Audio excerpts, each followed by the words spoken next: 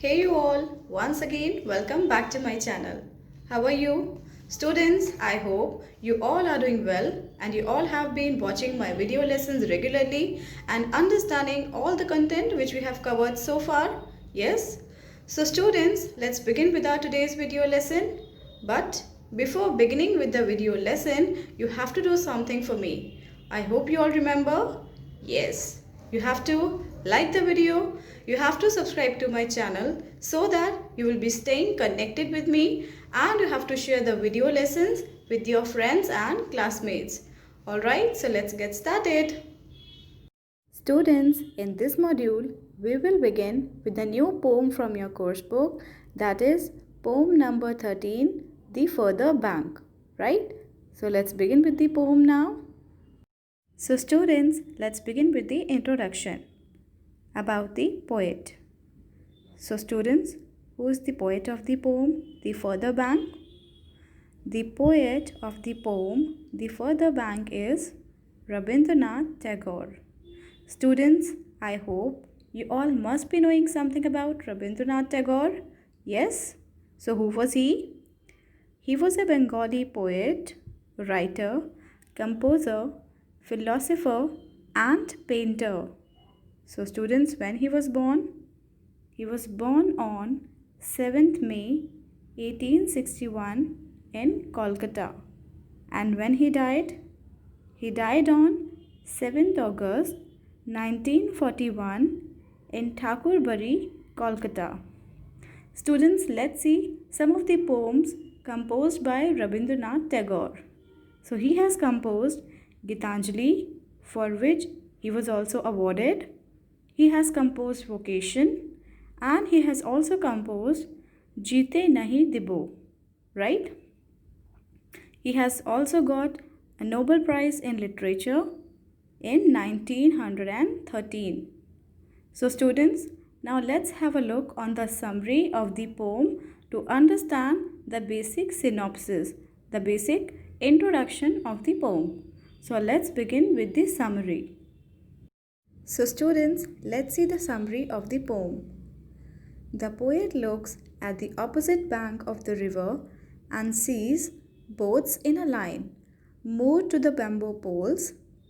Men take their boats, plows slung over their shoulders, and row to their distant fields.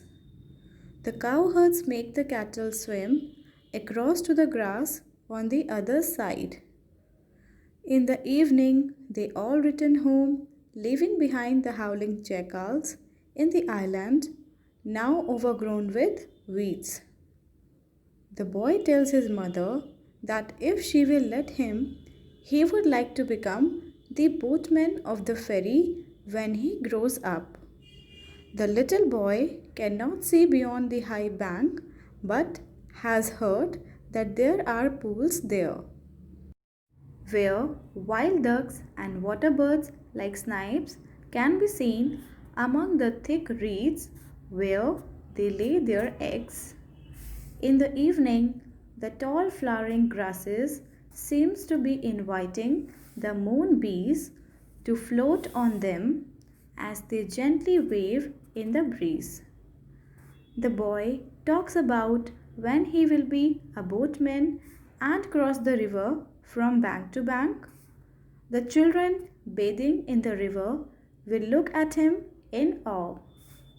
At noon, hungry, he will go back to his mother for lunch and return to the ferry to go back home in the evening dust.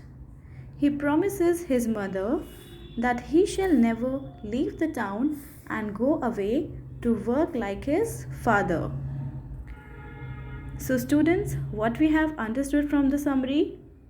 Basically, the summary highlights that how important it is that children also spend their childhood with nature, right? Observing and appreciating all the nature has to offer.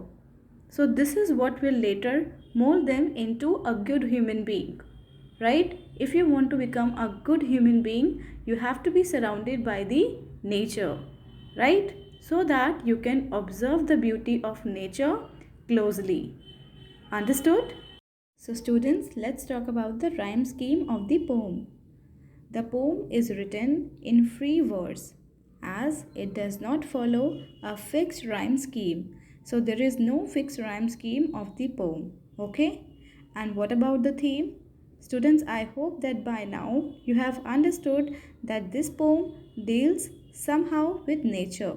So it means the theme of the poem is a child's wonder at the boats on the opposite bank of the river and his longing to one day become a boatman himself. So, here in this poem, we can clearly see that the child wanted to be a boatman, right? Now, let's try to understand the stanzas of the poem. So students, here I would like to inform you that this poem is divided into three parts, okay? So let's see the first part of the poem, the further bank. Let's begin with the first part of the poem. I long to go over there to the further bank of the river where those boats are tied to the bamboo poles in a line, where men cross over in their boats in the morning with plows on their shoulders to till their far away fields. When the cowherds make their lowing cattle swim across to the riverside pasture, whence they all come back home in the evening, leaving the jackals to howl in the island overgrown with weeds. Mother, if you don't mind, I should like to become the boatman of the ferry when I am grown up. So, students, here our part 1 ends. Let's try to understand what does the child want to say in the first part of the poem. So, students, in the first part of the poem, the child shows his desire to be a boatman when he will grow up. He wanted to enjoy the way these boatmen are enjoying. They are enjoying the nature. They are enjoying the beauty of nature. They are in the middle of the nature and they are moving from one place to another. They are enjoying the fields. They are enjoying the pastoral activity, right? So that is why the boy is also desiring, he wishes to be a boatman when he will grow up. Students, how we can say that the boy wants to become a boatman? You can clearly see he says, Mother, in the last sentence he says, Mother, if you don't mind, I should like to become the boatman of the ferry when I am grown up. So, mother, if you don't mind, I also want to become the boatman and I also want to travel like these people are traveling. I also want to explore the beauty of nature. In the very beginning of the poem, the child says, I long to go over there to the further bank of the river, that I also wish, I also desire to go to that further bank of the river where those boats are tied to the bamboo poles in a line. I also want to go there where all these boats are tied to the bamboo poles, where men cross over in their boats in the morning. So the child says, their morning is so pleasant that they are amidst the nature. Amidst means in the middle of this beautiful nature, with plows on their shoulders to till their far away fields. That how men is traveling to their fields, where the cowherds make their lowing cattle swim across to the riverside pasture. So this is the rural activity, that how these animals are grazing. Okay. Whence they all come back home in the evening, leaving the jackals to howl in the island overgrown with weeds. So, in the evening, what is the activity happening? Jackals are howling. Howling means shouting. So, mother, if you don't mind, I should like to become the boatman of the ferry when I will grow up. So, will you allow me? He is showing his desire to the mother. Okay, he is showing his interest to be a boatman in the future. Understood till here? Okay. Students, since we are reading this poem, it is very important for all of us to understand the title of the poem. So, why do you think that the title of the poem is The Further Bank? What do you understand from the term further?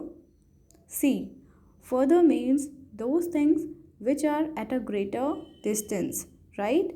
So, here in the poem, the poet wishes to travel to the river bank because this river bank was at far distance, right?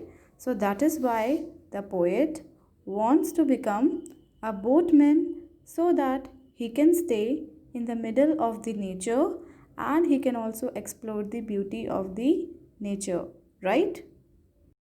So students, I hope that the first stanza of the poem is clear to all of you. So in the upcoming video lesson, we will be taking second and third stanza of the poem, right? And in the online class, we will be discussing the question answers of this poem. So thoroughly read the poem aloud and also note down all the details from your description box. Alright? So students, that's it for today's class. I hope you have understood the content well. So now I'll meet you all in the next video lesson. Till then, you take care of yourselves and you keep on learning. And yes students, before going, you have to like the video, you have to subscribe to my channel, and you have to share my video lessons with your friends and classmates. Alright, bye bye, take care.